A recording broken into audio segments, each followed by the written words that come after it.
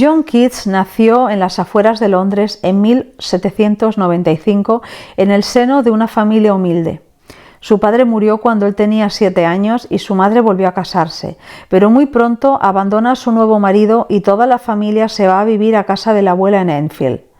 Asiste a una buena escuela y comienza a leer a los clásicos, incluso llega a traducir a Virgilio. Cuando tiene 15 años, su madre muere de tuberculosis y la abuela nombra a 2 tutores para que se encarguen de sus nietos. Son estos tutores los que sacan a Keats de la escuela y deciden que sea aprendiz de cirujano, pero aunque llega a graduarse, ejerce solo un par de años, ya que decide abandonarlo todo y dedicarse en exclusiva a la poesía.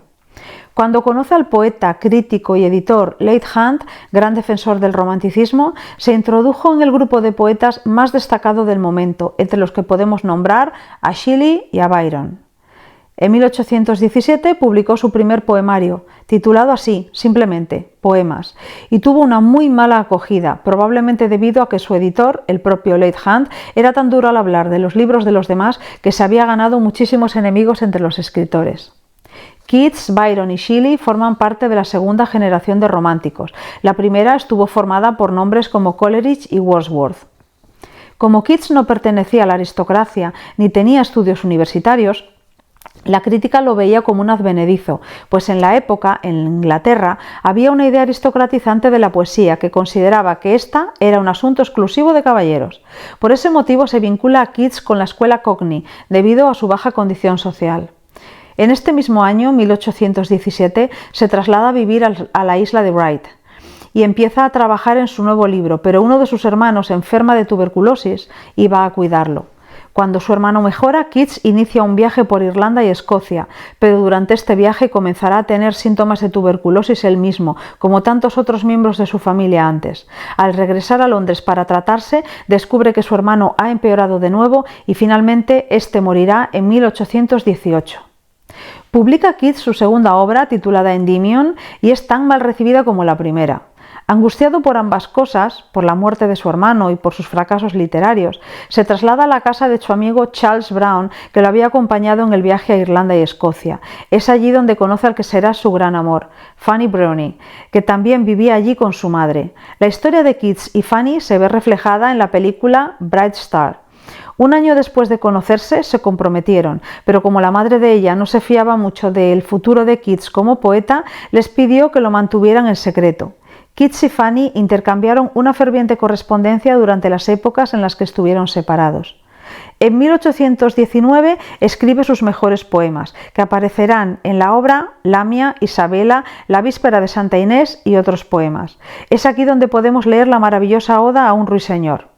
Para su desgracia, comienza a toser sangre y teme que la tuberculosis lo lleve a la tumba, como a su hermano y a su madre. Al año siguiente, la tuberculosis se ha agravado y tuvo que interrumpir su relación con Fanny, porque los médicos le recomendaron abandonar la húmeda Londres en busca de un clima más agradable. El médico escocés John Clark encontró para él y para su amigo Severn unas habitaciones en el número 26 de la Plaza de España en Roma, en la segunda planta de un pequeño edificio frecuentado por viajeros británicos. Percy B. Shelley también aparecerá por ese apartamento. La travesía en barco hasta llegar a Italia fue terrorífica debido a varias tormentas. Temieron incluso naufragar. Su amigo y pintor Joseph Severn nunca se separó de Keats durante su estancia en Roma, en parte por temor a que éste se quitara la vida, ya que las hemorragias eran cada vez más dolorosas y más insoportables. Fanny sabía de la evolución de la enfermedad por las cartas que recibía de Keats y cada vez estaba más convencida de que no volvería a verlo. Por desgracia, no se equivocó. El 23 de febrero de 1821, poco antes de medianoche, John Keats moría en los brazos de su amigo Severn. Tenía 25 años y fue enterrado en el cementerio protestante de Roma. A su lado, su buen amigo Severn también está enterrado. La muerte de Keats deprimió de tal modo a Fanny que se cortó el pelo, vistió de luto y llevó hasta el día de su muerte el anillo que el joven poeta le había regalado. Él murió creyéndose un fracasado, pues su poesía no era comprendida por sus contemporáneos, pero sus amigos y su amada vivieron para verlo convertido en uno de los más grandes poetas del romanticismo. Precisamente por creer que su nombre no habría de ser recordado, su tumba es anónima y reza un epitafio que él mismo pidió. Pero antes del epitafio, su amigo Severn mandó grabar lo siguiente: Esta tumba contiene todo lo que fue mortal de un joven poeta inglés que en su lecho de muerte, en la amargura de su corazón, ante el poder malicioso de sus enemigos, deseó que estas palabras fueran grabadas en su lápida. Y las palabras que Keats pidió que se grabaran fueron su epitafio, que dice lo siguiente: aquí yace uno cuyo nombre estaba escrito en agua.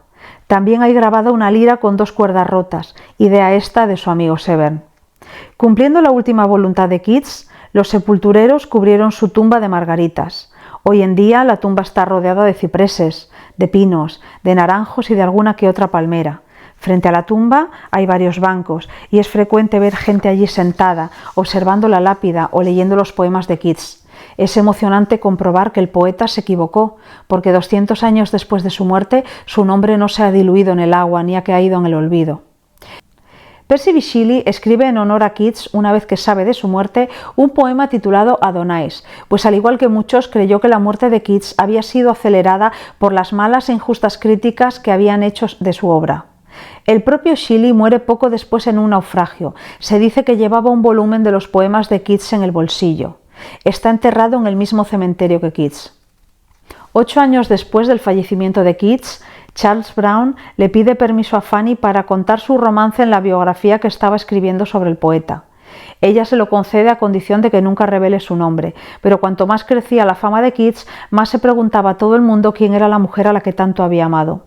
12 años después de la muerte de Keats, Fanny se casa y tiene varios hijos. Pasó a ser llamada Frances Linton. Les confesó a sus hijos su historia de amor con Keats y les enseñó las cartas, pero les pidió que no dijeran nada a su padre. Sus hijos le guardaron el secreto hasta que ambos, su padre y su madre, habían muerto. Después de eso, vendieron toda la correspondencia. Cuando la gente leyó las cartas, porque acabaron publicándose, se desató un grandísimo escándalo. No consideraban a Fanny digna del amor del poeta. Se dijo que las cartas eran excesivamente emocionales y manipuladoras, y que Fanny era caprichosa, frívola, superficial, y que de haberse casado con Keats lo habría destruido como poeta. Solo cuando en 1937 salieron a la luz las cartas que Fanny le envió a la hermana de Keats, el público fue consciente del inmenso y profundo amor que sentía por él. Pero aún así sigue siendo criticada porque era incapaz de entender en su profundidad la obra de Keats, como si amar al hombre, amar al propio Keats, no fuera razón suficiente. Era suficiente para Keats, y al final eso es lo único que importa. La última morada de Keats se encuentra justo a los pies de la escalinata de la Plaza de España. Hay que subir varias escaleras hasta un segundo piso. Lo que estáis viendo es el hall con los bustos de ambos poetas, Shelley y Keats. Ya veis ahí la ventana, se ve perfectamente bien la escalinata. Es una vista maravillosa, hacia un día, ya veis, absolutamente precioso. Ese es el pequeño hall de entrada.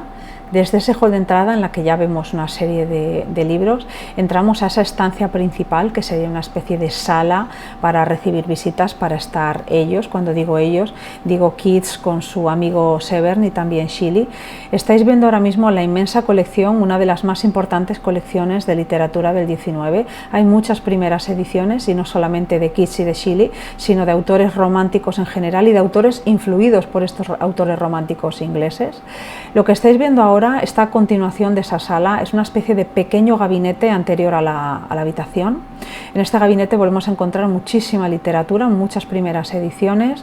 Hay, como veis, grabados, hay cartas manuscritas, dibujos, fotografías, se conservan, bueno, muchísimas cosas de la época y de estos autores. Y ahora pasamos directamente a la habitación en la que muere Keats el 23 de febrero de 1821. La habitación se conserva tal cual estaba. Por un lado vemos el escritorio, la ventana da nuevamente a la Plaza de España, a la escalinata. Esa es la cama en la que murió Keats. Ahí tenéis, bueno, la chimenea y una serie de cuadros. La habitación es preciosa, tiene un doble ventanal, era muy luminosa. Bueno, ya veis, es que es maravilloso. Este es un segundo gabinete que hay al otro extremo de esa primera sala que vimos, donde yo me imagino que habrá dormido, no estoy segura, pero yo me imagino que por aquí habría dormido Severn, aquí o en el gabinete anterior. Aquí, aparte de los libros, vamos a encontrar muchos manuscritos. vamos a encontrar muchísimos dibujos, veréis que algunos los vais a conocer, algunas fotografías. Ahí, bueno, esto es precioso. No tenéis ni idea, bueno, me imagino que sabréis cómo huele esa cantidad de libros antiguos. Mirad todos los documentos que conservan manuscritos. Ahí vamos a ver a mi querida Mary Shelley, esposa de Percy B. Shelley, que también vivió un tiempo en este apartamento. Cartas manuscritas. Esto es maravilloso, es emocionante, francamente.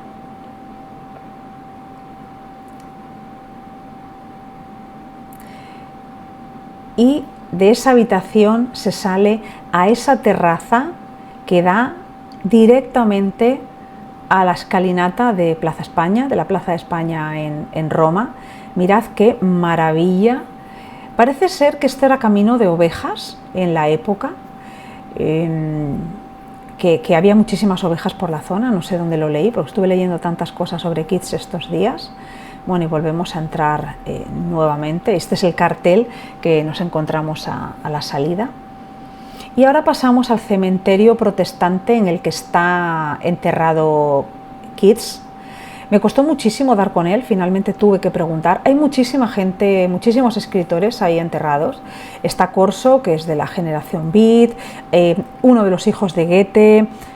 Hay muchos autores, sobre todo autores italianos, y hacia la parte antigua, según entráis a mano izquierda, por si queréis ir, hay un caminito que te va guiando. Mirad los bancos. Pillé esos bancos vacíos, pero tuve que esperar mucho porque había gente leyendo sus poemas enfrente de la tumba de Keats. Y ahí tenéis esa tumba. Esa tumba en su momento, cuando se excavó, estuvo cubierta de margaritas porque era deseo de él. Esa es su lápida. Está al lado de su querido amigo Severn, que era pintor, y por eso veis arriba pues los pinceles. Es un lugar maravilloso. Había bastante gente, lo que pasa que yo esperé para encontrar bastante soledad y poder grabarlo. Esto es lo que hay alrededor, esos árboles maravillosos. Hacía un día precioso, hay muchísimos gatos.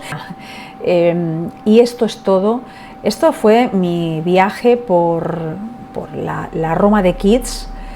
Estuve bastante emocionada en todo momento. Llegué y me puse a volver a releer sus obras, y me apeteció grabar este vídeo, un homenaje muy humilde, pero hecho con muchísimo cariño a uno de los que para mí son los poetas que están en los pilares de quién soy yo como lectora. Lo leí siendo muy joven. La Oda del Ruiseñor era una de las obras que más amaba, ese profesor mío que tanto me influyó, y nos la leía y la comentábamos, y bueno, recuerdo a Keats con muchísimo cariño.